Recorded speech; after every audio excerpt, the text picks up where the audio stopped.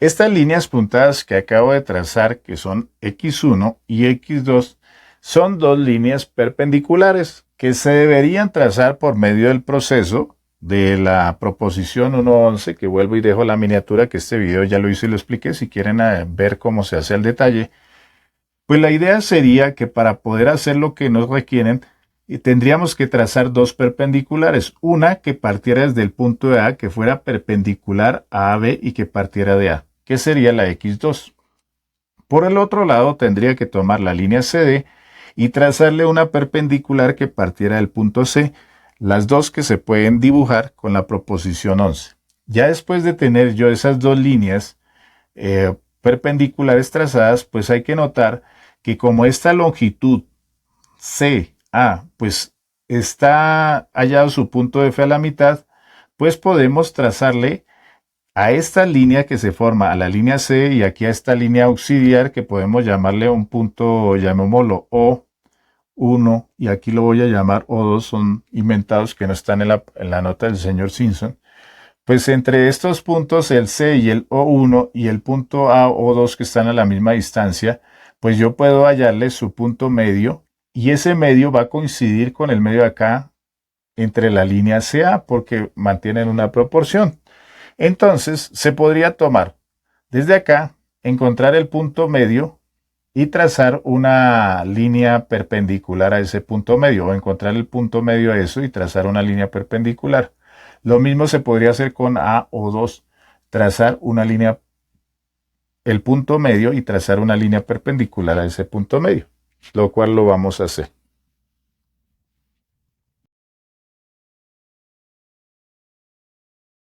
Previamente, para no alargar mucho el video, entonces he tomado estas dos longitudes entre C y O1, y pues de eso voy a aplicar lo que se dice que es dividir una línea en dos partes, que es la proposición 10, que lo que se hace es que se toma la longitud y se traza un arco por la parte de arriba desde el punto C, la longitud CO1, se traza un arco aquí.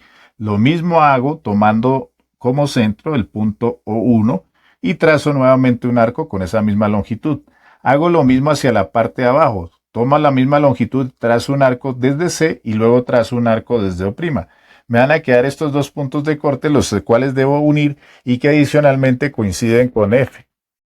Entonces tenemos esto acá y vamos a trazar esa línea que vaya desde la línea AB hasta la línea CD, que es lo que piden. Acabamos de trazar la línea que nos están pidiendo. La línea que sea perpendicular a AB, que pase por F. Ese sería proceso que, vuelvo y repito, no lo describe el profesor Simpson, pero es lo que yo intuyo que se tuvo que hacer para poder encontrar esa línea perpendicular. Entonces ahora borramos esto y le colocamos los nombres a los puntos de corte en las dos líneas de la nueva línea que hemos trazado por F. Bueno, después de haber eliminado lo que no nos servía, dejar la línea GH trazada en rojo, note que coloqué aquí el punto G y aquí el punto H que me cortan correspondientemente a la línea AB y a la línea CD. Recordando que AB la he extendido y CD también.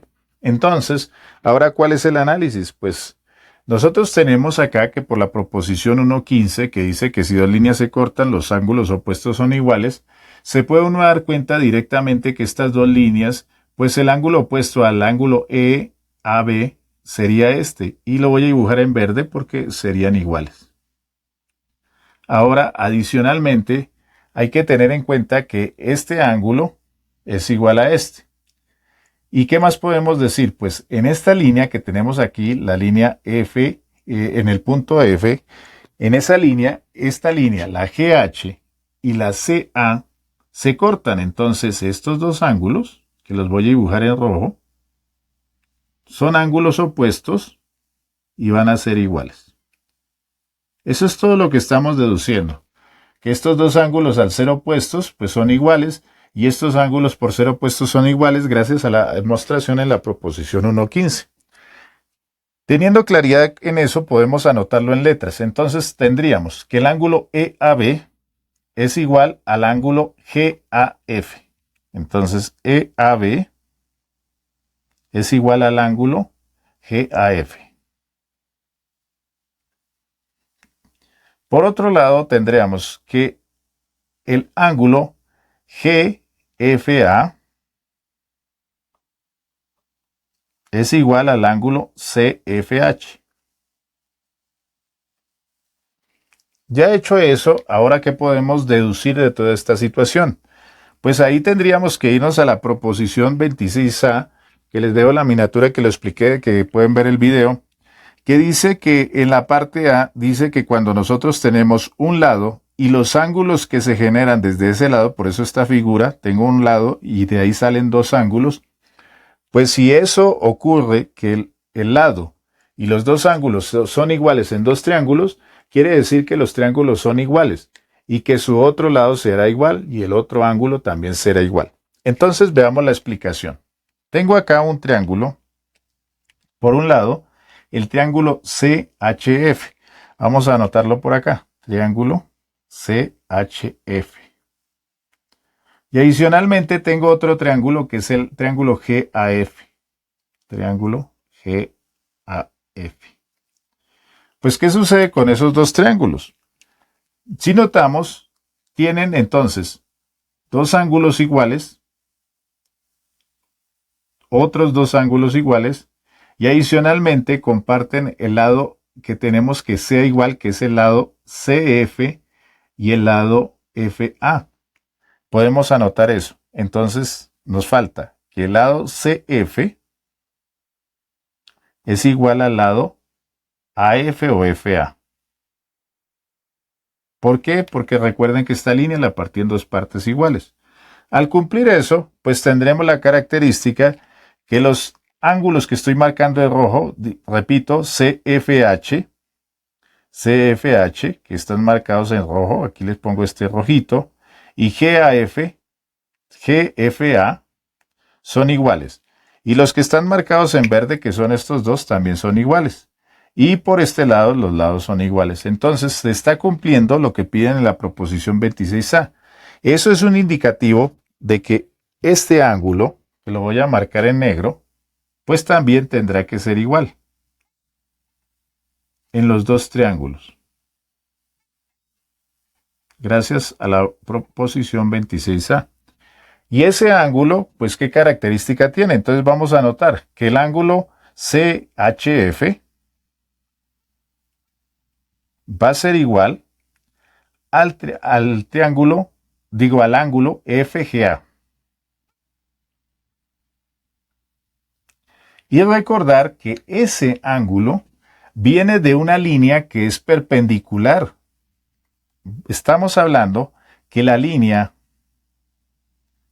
AB es perpendicular a la línea GH. Por ser perpendicular a la línea GH, pues estos ángulos son de 90 grados. Es decir, esto negrito se me convierte en un cuadrado para que simbolicemos que son ángulos rectos. Y al ser ángulos rectos, pues estamos dándonos cuenta, y al ser este ángulo de 90, estamos también diciendo que la línea CD es perpendicular a la línea GH. Y ahí se logra lo que se planteaba al inicio, que si dos líneas paralelas, pues ellas deben compartir una línea perpendicular a ambas.